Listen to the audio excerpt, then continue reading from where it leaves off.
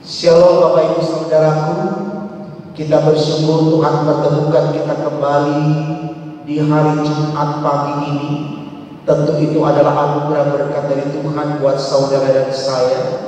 Mari kita mensyukuri kebaikan Tuhan ini dengan bersedia menerima firman-Nya.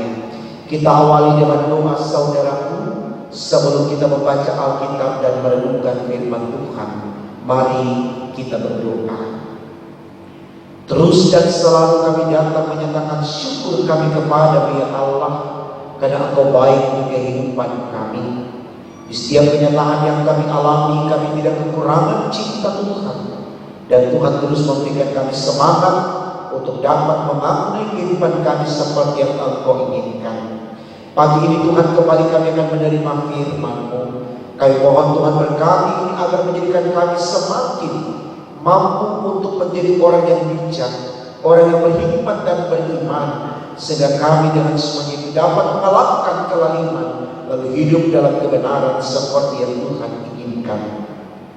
Untuk apa yang kami minta ini Tuhan berfirman-Lah, karena kami sedia mendengarkannya. Demi Yesus Tuhan kami. Amin.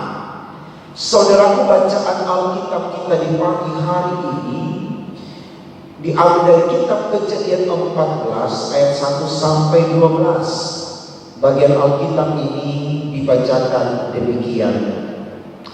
Abram mengalahkan raja-raja di timur dan menolong Lot.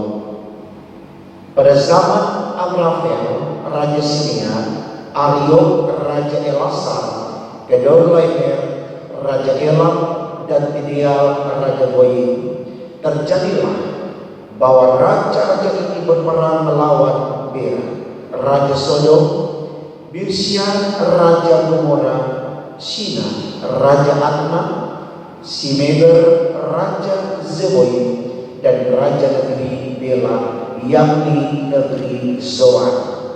Raja-raja yang disebut terakhir ini semuanya bersekutu dan datang ke lembah Sidim, yakni Laut Asin.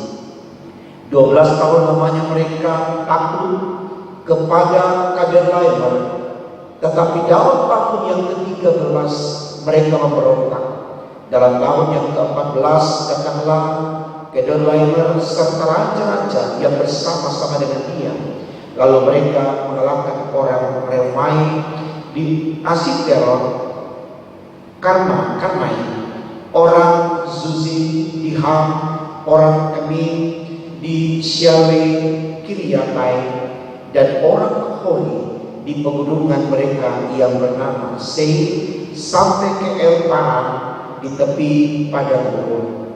Sesudah itu baliklah mereka dan sampai ke En-Mispat, yakni Kades, dan mengalahkan seluruh daerah orang Amalek dan juga orang Amori yang diam di Hazezon Tamar. Lalu keluar raja negeri Sodom, raja negeri Gomora, raja negeri Adma, raja negeri Zeboim, dan raja negeri Bela, yakni negeri Zoan, dan mengambil barisan perangnya melawan mereka di lembah Sidim, melawan Kedorlaomer raja Elam, Tidial raja Goyim, Amrafel raja Sinear, dan Ariok raja Elasar. 4 raja lawan 5. Di lembah Sidim itu di mana-mana ada sumur aspal. Ketika Raja Sodom dan Raja Gomora melarikan diri, jatuhlah mereka ke dalamnya, dan orang-orang yang masih tinggal hidup melarikan diri ke pegunungan. Segala harta benda Sodom dan Gomora beserta segala bahan makanan dirampas musuh. Lalu mereka pergi. Juga Lot, anak saudara Abram, beserta harta bendanya dibawa musuh. Lalu mereka pergi, sebab Lot itu diam di Sodom. Saudaraku, tema khotbah kita di pagi ini tertulis di SBU demikian: saling menguasai. Saudaraku, kalau kita berbicara tentang hasrat manusia untuk saling menguasai, kalau saya boleh katakan, semua manusia memiliki hasrat ini. Artinya, tidak ada satu manusia pun yang tidak punya keinginan untuk menguasai orang lain di dalam dirinya atau di dalam kehidupannya. Nah, tentu saudaraku, ini baik sekali untuk kita renungkan. Kenapa? Karena keinginan untuk menguasai orang lain dalam kehidupan yang kita jalani bersama kadangkala itu berdampak negatif, berdampak tidak baik. Artinya ketika ada keinginan untuk menguasai seseorang, maka yang terjadi di sana orang lain kita jadikan objek dan kita sebagai subjek. Orang lain kita jadikan sasaran tujuan hidup kita, dan di sanalah kita memerintah dia, kita memperlakukan dia dengan semena-mena, kita menaklukkan dia untuk supaya dia tunduk dan takut serta hormat dan patuh kepada kita, seakan-akan kita sudah menjadi Tuhan atas dia. Dan tentu ini sesuatu yang bertentangan dengan keinginan Tuhan, saudaraku. Jelas sekali seperti yang kita tahu dalam ajaran Yesus tentang mengasihi. Dalam Injil Matius pasal 22 ayat 39 dikatakan di sana, kasihilah sesama manusia seperti engkau mengasihi dirimu sendiri. Artinya walaupun kita membutuhkan orang, kita ingin menguasai orang, bukan berarti kita memperlakukan orang menurut keinginan kita. Tapi dalam kendali kita, orang terbangun spiritualitasnya, orang terbangun mentalitasnya, juga moralitasnya dengan baik. Artinya kita menguasai dia untuk mengarahkan dia ke hal-hal yang positif dan imani, bukan memperbudak dia, memperhamba dia, dan memperlakukan dia semena-mena. Ini yang harus kita tahu di dalam saling menguasai. Betul-betul kita hadirkan diri kita sebagai dinamisator yang merangkul orang untuk bisa hidup secara normal. Nah, kenapa saya katakan begini, saudara? Karena ketika orang yang kita ingin kuasai, kita berlakukan dengan semena-mena, dia pasti memberontak. Kalaupun hari ini dia masih patuh dan taat kepada kita, tapi suatu saat dalam keletihannya menerima tindakan kasar kita, dia akan memberontak. Karena dia tahu situasi itu tidak menguntungkan untuknya. Saya pikir hal-hal ini juga kita alami, saudaraku. Coba kita lihat dalam bacaan kita. Ketika raja-raja besar saling menguasai satu dengan yang lain, dan ada yang tertindas ketika dia dikuasai, dikatakan dalam ayat keempat begini, 12 tahun lamanya mereka takluk kepada Kedorlaomer, tetapi dalam tahun yang ke-13 mereka memberontak. Dalam tahun yang ke-14 datanglah Kedorlaomer serta raja yang bersama-sama dengan dia, lalu mereka mengalahkan orang Remai dan Asiterot, Karnaim, orang Zuzim di Ham, orang Elim di Syawe, Kiriatai, dan seterusnya.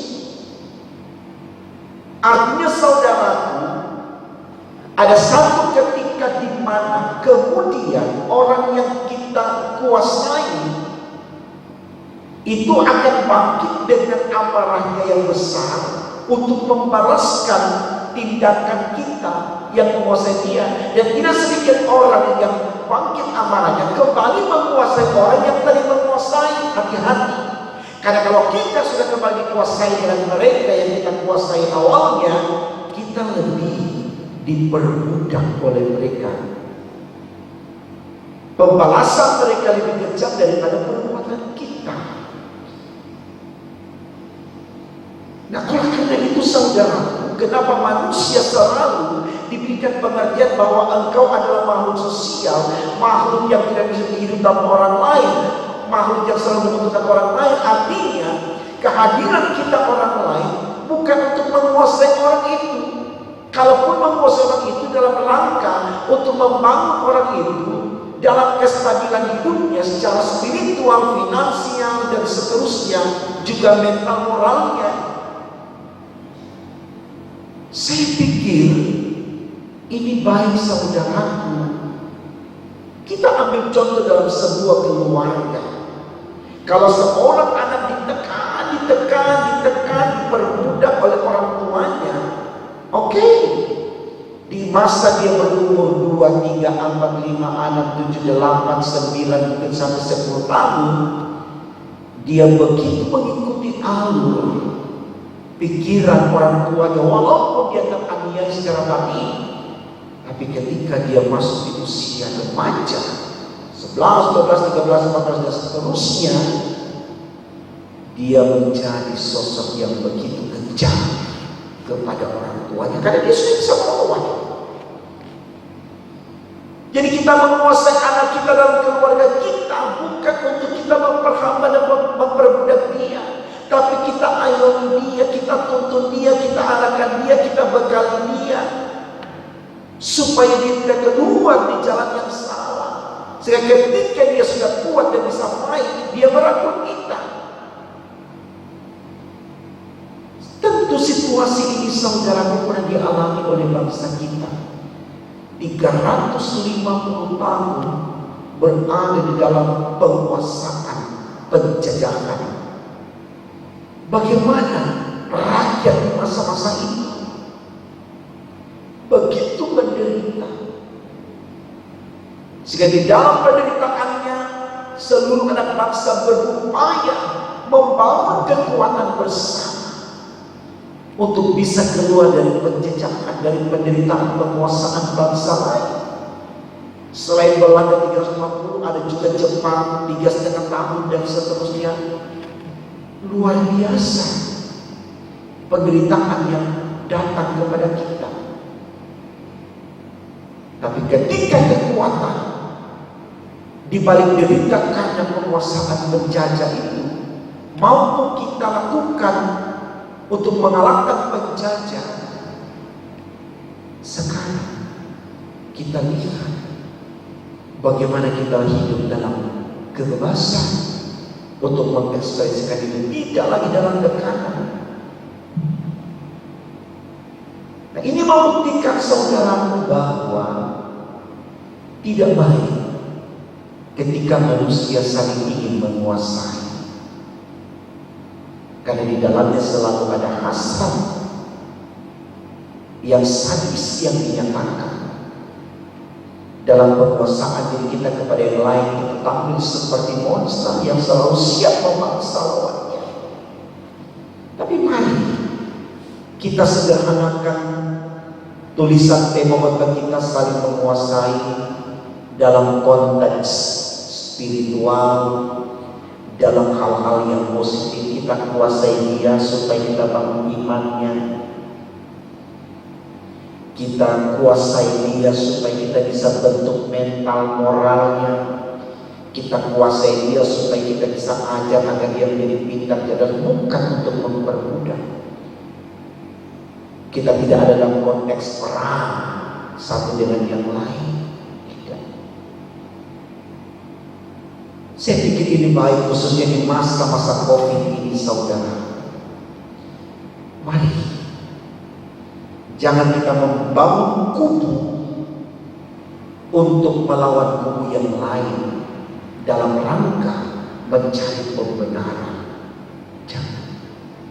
Mari kita selalu melihat kehadiran kita dalam konteks yang menjemuk sebagai satu bangsa, satu negara, ya, senasib sepenuh Tuhan, berdiri sama tinggi, duduk sama rendah, karena kita punya tujuan yang sama, yaitu mewujudkan masyarakat yang sejahtera, yang damai, aman, tentram, sentosa.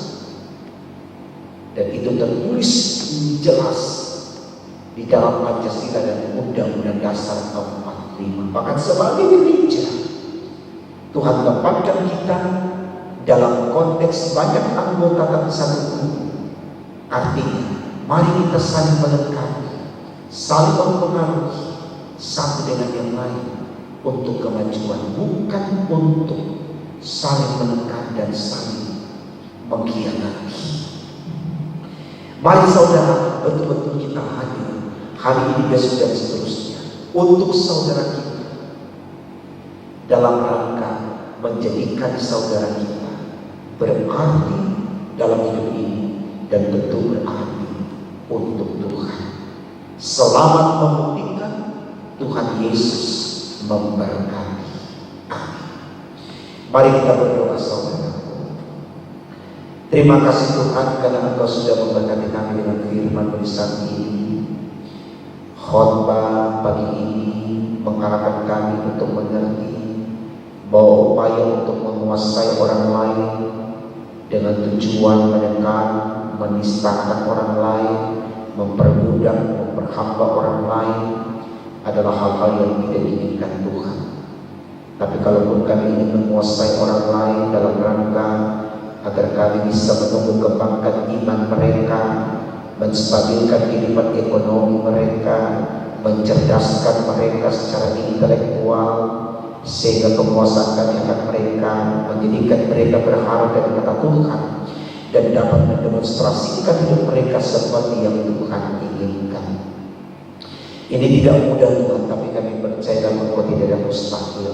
Karena itu kami andalkan Engkau dalam segala keinginan kami untuk menjadikan diri kami dan orang lain sama-sama berharga di mata Tuhan. Ini doa kami Tuhan, sempurnakan dan kabulkan. Karena kami berdoa hanya dalam nama Tuhan Yesus, Allah kami yang hidup. Haleluya. Amin.